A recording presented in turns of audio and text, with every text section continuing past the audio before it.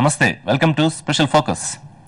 సినీ ఇండస్ట్రీలో రావడంతోనే ఎవ్వరూ పెద్ద నిర్మాతలు అయిపోరు. ఒక చిన్న నిర్మాతగానే ప్రయాణం మొదలు పెడతారు. కానీ ఇక్కడ జరిగే తంతే వేరు.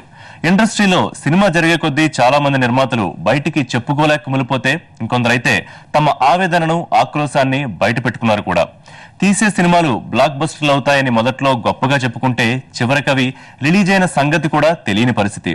ఇంతకీ ఇలాంటి పరిస్థితి చిన్న నిర్మాతలకి ఎందుకొస్తోంది? నిర్మాతలు ఖర్చు పెట్టే రూపాయి విలువ ఎటుపోతోందో కూడా తెలియని పరిస్థితి. ఈ సందర్భంగా ఇవాల్టి స్పెషల్ ఫోకస్ లోకి ఎంటర్ అవ్వాల్సిందే.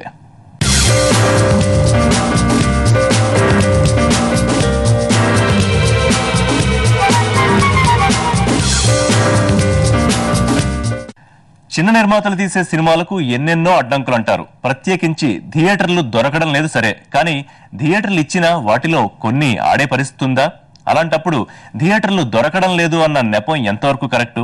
ఎందుకంటే మూవీలో దమ్ముంటే ప్రేక్షకులను అదే రప్పిస్తుంది. ఈ విషయాన్ని ఇటీవల కొన్ని సినిమాలు నిరూపించే కూడా. అయినా ఇండస్ట్రీలో చిన్న నిర్మాత ఎందుకు సక్సెస్ కాలేకపోతున్నాడు? అబ్బ సొత్తు కాదురా టాలెంట్, ఎవడబ్బ సొత్తు కాదురా టాలెంట్, అబ్బ సొత్తు కాదురా టాలెంట్, ఎవడబ్బ సొత్తు కాదురా టాలెంట్.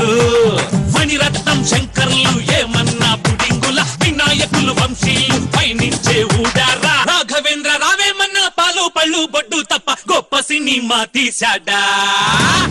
అబ్బ సొత్తు కాదురా టాలెంట్, ఎవడబ్బ సొత్తు కాదురా టాలెంట్. సినిమా అనేది కామన్ మ్యాన్ కి కాసేపు ఎంటర్టైన్మెంట్ ఇస్తుంది. మరికొంతమందికి మాత్రం అదో వ్యాపారం. కేవలం 2-3 నెలల్లో కోట్లాది రూపాయలు సంపాదించుకోగల మంచి బిజినెస్. ప్రేక్షకులు ఇష్టపడితే పదుల రూపంలో ఇచ్చే డబ్బు కోట్ల లెక్కకు చేరుకునే మార్గం ఇక్కడే ఉంది. అలా అని ఆశపడితే అంతలోనే కోటీశ్వరుడు సైతం బికారిగా మారిపోయే ప్రమాదం పొంచి ఉంటుంది. కొత్త నిర్మాత వస్తున్నాడంటే సినిమా రంగంలోకి కనీసం ₹1 కోటి వస్తున్నట్టే.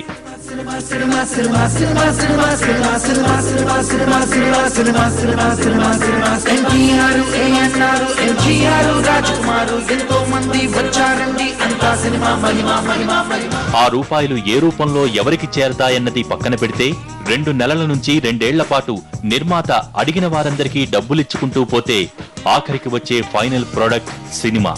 తీరా చేసి థియేటర్లో 2.5 గంటల పాటు చూసి ప్రేక్షకుడు ఇట్టే పెదవి విరిస్తే దాని పని సరి.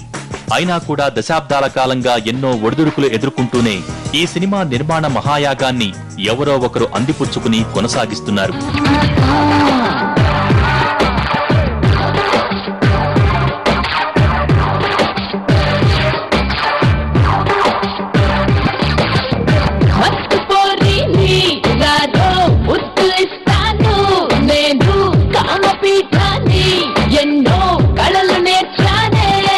చిన్న నిర్మాతలు మన దగ్గరే ఎందుకు ఫెయిల్యూర్ అవుతున్నారు?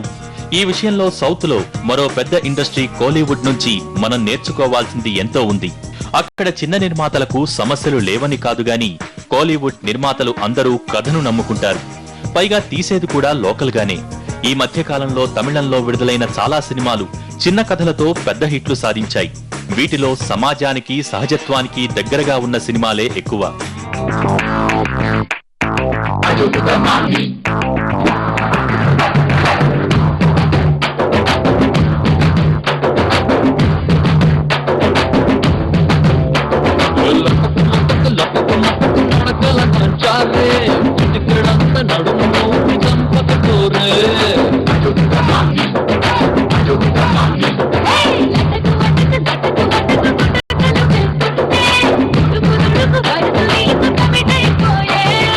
ఇండస్ట్రీలో నిర్మాతగా ఒకరు నష్టపోయినా భయపడకుండా మరొకరు రావటం షరామామూలే.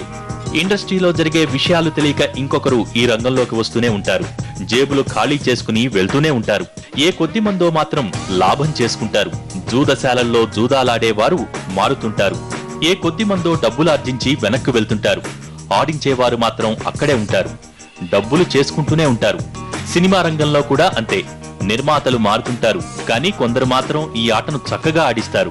పెద్దోళ్లు తలుచుకుంటే ఏదైనా సాధ్యమే. చిన్న సినిమాకి థియేటర్లు దొరుకుతాయి, కాదనుకుంటే థియేటర్లు బ్లాక్ అవుతాయి. మగాన్ని నిలిపేయడానికి పుట్టిన ఆయుధమేరా ఈ ఆడది. అందుకే ఈ రోజు నుంచి అసలు బాయ్స్ కి దూరంగా ఉండాలనుకుంటున్నాను. ఆకుల కట్టేం కాదు.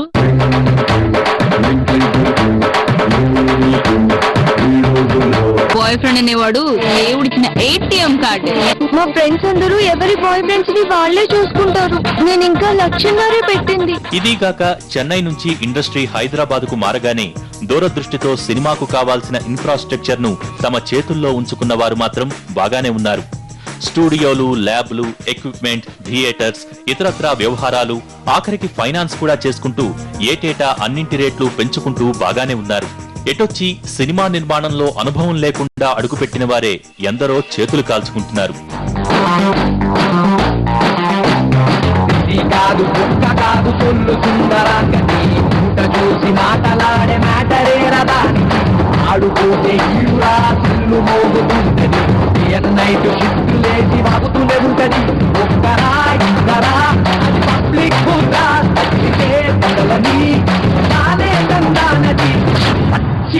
ఛాంబర్ లో నిర్మాతగా రిజిస్టర్ చేసుకున్న దగ్గర నుంచి విడుదల చేసే వరకు నిర్మాత అనుభవించే కష్టాలు ఎన్నో.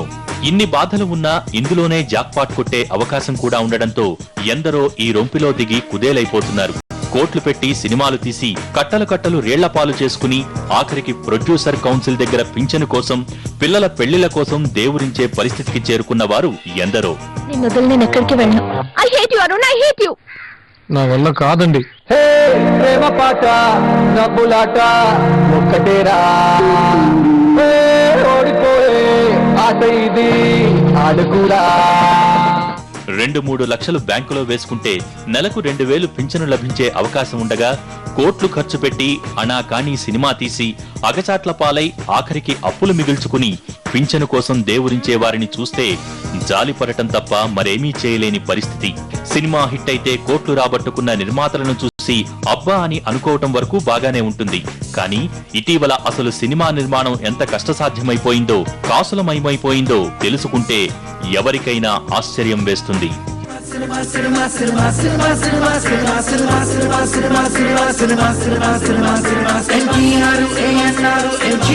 రాజకుమారు ఎంతో మంది వచ్చారండి అంతా సినిమా